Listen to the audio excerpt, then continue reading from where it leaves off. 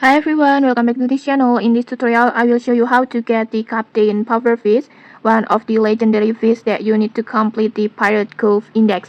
In the latest update, there is a forgotten skill quest, and to unlock it, you need a full Pirate Cove index, and one of the required fish is the Captain Pufferfish. And yes, this is the legendary level like this. And because of that, make sure you use the best route and base speed that you have to increase your chances. And then next, now let me show you what Captain Pufferfish looks like this. It has a round body with yellow color and it wears a tiny pirate hat like this. Honestly, it looks so cute. It's super cute, but it's still cool. And for the easiest fishing spot, I recommend trying this pond. This one.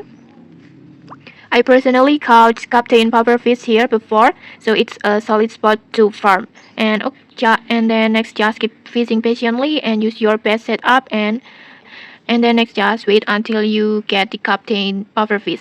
And okay, maybe that's it. If you found this helpful, don't forget to like, comment, and subscribe for more tutorials. Thanks for watching and see you.